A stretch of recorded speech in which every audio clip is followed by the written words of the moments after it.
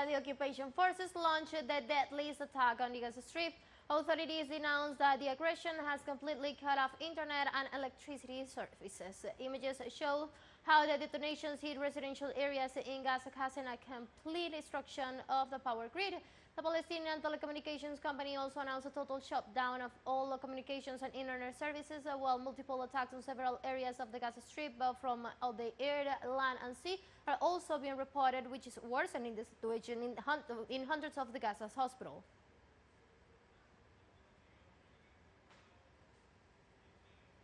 In this context, the Palestinian Red Crescent warns about the impact of the total loss of communications in the health system of the Gaza Strip on the work of its ambulance team, as the emergency teams continue to rescue the wounded following the ongoing Israeli bombardment of residential areas from various points.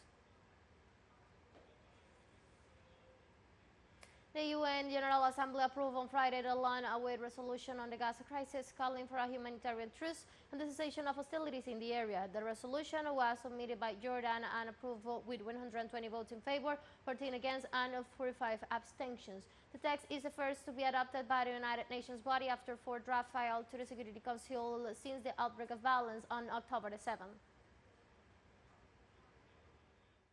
Today, the General Assembly declared that a call, stop the war and stop it now, send the humanitarian assistance now at scale, and also stop the ethnic cleansing and the killing and protect the Palestinians, protect the civilians.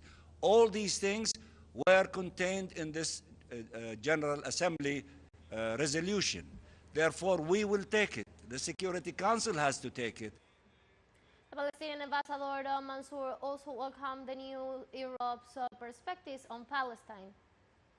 The great majority of European countries either voted in favor or abstained, and we are beginning to see what we wanted to accomplish, that the Europeans beginning to look at the situation from a humanitarian angle, and that would be very helpful, whether in the Security Council or in maximizing pressure in Israel to stop this war. On the other hand, Israeli ambassador to the United Nations, Gilad Erdan, rejects the resolution and accused the international organization of what he called committing itself to ensure the further atrocities. Today is a day that will go down in infamy. We have all witnessed that the UN no longer holds even 1 ounce of legitimacy or relevance. This organization was founded in the wake of the Holocaust for the purpose of preventing atrocities. Yet, the spectacle we just saw proves beyond a doubt that the UN is committed, sadly, tragically, not to preventing but ensuring further atrocities. The Palestine medical staff at Al-Shifa Hospital, the largest medical center in the Gaza Strip, presented architectural plans of the facility to refute the Israeli claims that Hamas militants are hiding in the hospital's basement tunnels. At a press conference, the doctor said that the operating rooms, neonatology, the incubators, and everything is demarked in the basements of the hospital. They indicate that the plans are not known by all those who have been working for 70 years.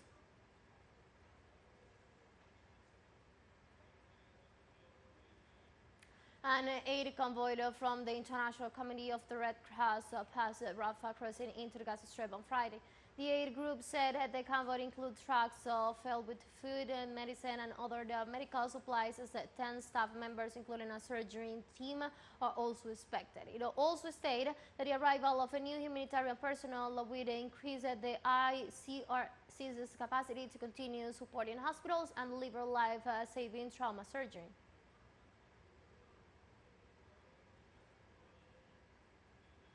Mass protests are taking place in the West Bank, Palestine, against the actions of the Palestinian occupation forces and in condemnation of the thousands killed in Gaza. The march started from the Al-Biri Grand Mosque to the Al-Manara traffic circle of the center of Ramallah. Protesters raised Palestinian flags, Hamas flags, and pictures of the effects of the Israeli bombing.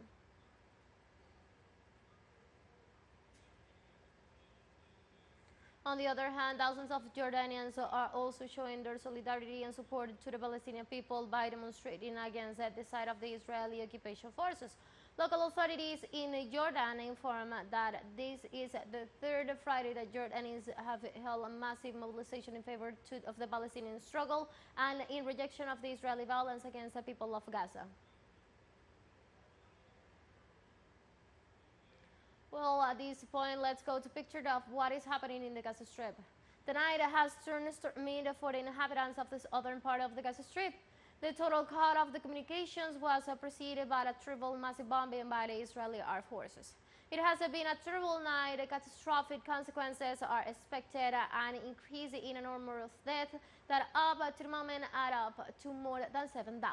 The humanitarian crisis is already imminent. We can see how the darkness is total. Every few lights illuminates.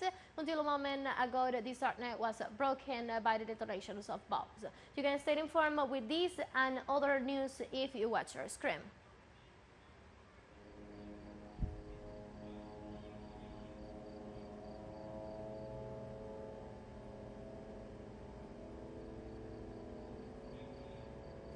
And now let's take a very short break, but remember you can now join us on our TikTok account as teleSUR English, where you'll be able to see news in different formats, news updates and more. Stay tuned for more news.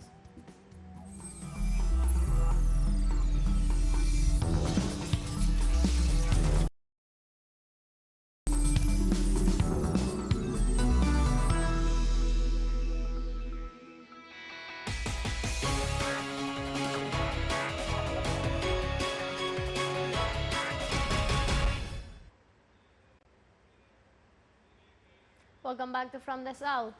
In Colombia, citizens are getting ready for the regional elections on Sunday, October 29th, which seeks to elect different authorities in the country. On October the 29th, the Colombian population will carry out a democratic exercise in which the new departmental and municipal authorities of the country will be elected, who will govern from 2024 to 2027.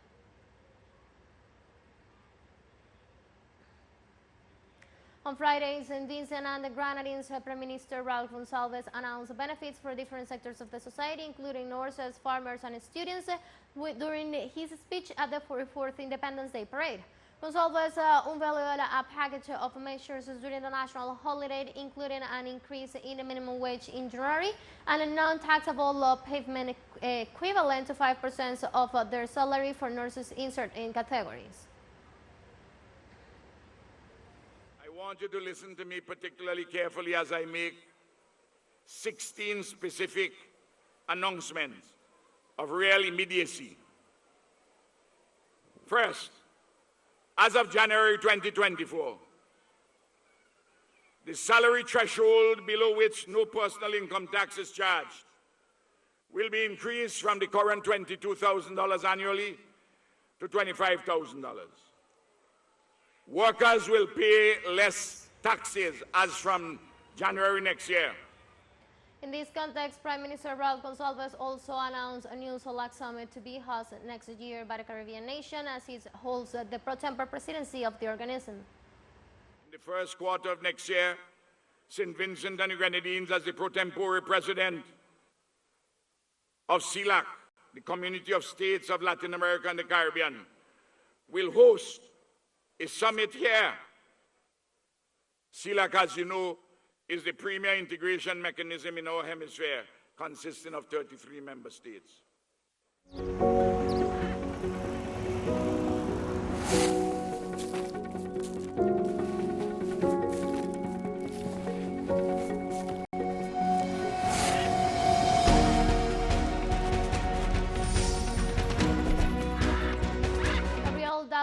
Is a visual artist who studies journalism, but he decided more than a decade to discovering the mysteries of dance photography. Cuba on the Move has his story.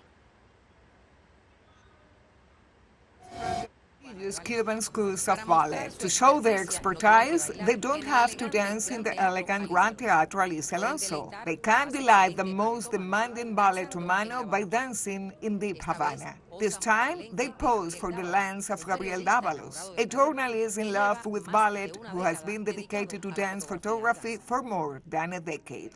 He tenido el placer de publicar I have had the pleasure of publishing books, of exhibiting in several cities around the world, of winning some awards, but what gratifies me the most is having exhibited in most of the cities of Cuba, in the squares, in the parks, that pleasure of accompanying people where daily life takes place and feeling accompanied, that's me. He says that he came to photography by chance. He says that he was surprised by dance and ballet at the beginning of his career, and that for 10 years he was a photographer without a camera. I like the metaphor. I was a photographer without a camera because I did it in my mind. That is, I had neither the camera nor the possibility of having one. But that didn't limit me to dream it, to fantasize when I saw a work, to imagine photographs both on a stage, and since then, the idea of living in the stage to use the language of dance and photography to tell the story of these times. Davalos confesses that sometimes it takes him months to think about a theory or a photo, which is why many of the snapshots he finally gets marked for him an era, a story, a feeling. But there is one in particular that reminds him of Cuba and the Cubans. It took him a year between conceiving the idea and finding the exact moment to take it. And it's the one in which a dancer appears in the middle of the storm on the Havana Malecon. The Malecon overflowing, the stones on the streets, the waves breaking hard against the Malecon. And there is a dancer who is lying down, wet and holding on his wrists, a dancer who seems to be dreaming, who seems to be flying. And I think that somehow that had to do with the whole history of the Cubans. Because we Cubans emerged from the resistance and the difficult times, the complex times, have not been an impediment to dream, to think, to believe in more, to have faith. These days, Davalos Times is also occupied by another type of creation. Just when the pandemic was beginning and we could already glimpse that these were going to be strange, difficult, different times, Greta Molejon, the first dancer of the Cuban National Ballet, who also accompanies me in life, and I thought that we should find a project that would make us grow, and that is how we proposed to create a prototype of ballet shoes that would somehow represent the Cuban Ballet School, and that is where we are, in the final moments of that creation on a factory, and a small factory that aims to cover the demands for the ballet shoes. The truth is that Davalos acknowledges that part of his success is due to having lost his head over a dancer. They say I lost my head for a dancer, but they say wrong.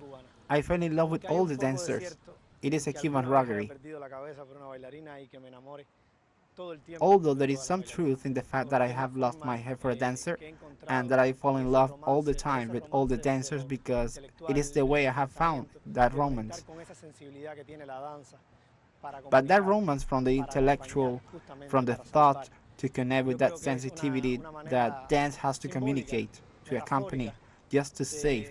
I think it is a symbolic, metaphorical way to show what dance means to me in this of telling the story of the Cubans. In these difficult times that Cuba is going through, Davalos says that he is pleased to continue taking his art to the most popular places. It happens that in his photos, the scenarios are as protagonist as the dancers who, he warns, are just a pretext to tell the story of his people. He confesses that he is interested in reflecting all Cubas. That's why in each image, the spectator can discover sensations, experiences, joys, sadness, pain, but a lot of faith. Fabiola Lopez, teleSUR, La Habana. Let's take our last break, but before we invite you to visit our YouTube channel at teleSUR English, where you'll be able to watch our interviews, top stories, special broadcasts, and more. Hit the subscribe button and active the notification bell to stay up to date on the world's most recent events. One financial break, don't go away.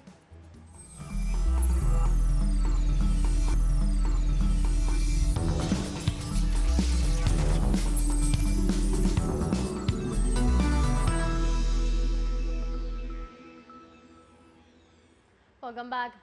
The first official report on pederasty in the Spanish Catholic Church revealed on Friday that devastating data. 1.13% of the coronado population has suffered abuses by the clergy, which will mean about 440,000 people.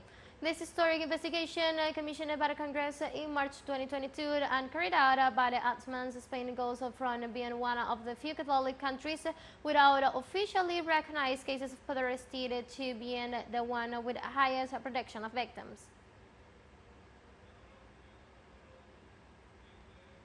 Serbia and Kosovo reject the Council of Europe's latest proposal to advance in agreements of normalization.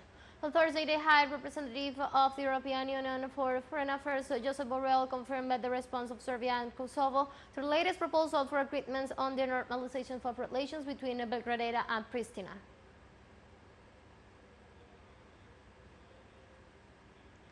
In Bangladesh, the Directorate General of Health Services reported on Friday that the number of deaths from dengue fever exceeded 1,300 so far in the year 2023. According to the press release, 1,302 deaths from the disease caused by the bitten of an infected mosquito were reported from January to the previous day. The health department reported that this is the highest numbers of the deaths since the year 2000, when the first case of dengue fever was detected in the country.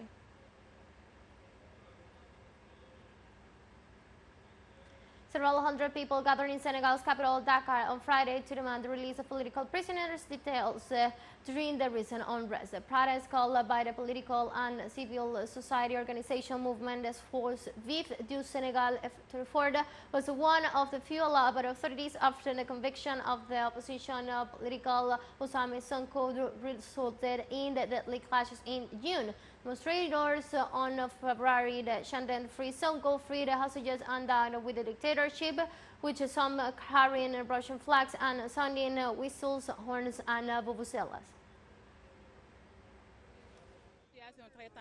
A very tense situation, it has to be said. For the past 2 years, the situation has been very tense because the prisons are overcrowded. As a member of civil society, we know what we are talking about. So it's deplorable. It's a very deplorable situation that we are experiencing in Senegal right now.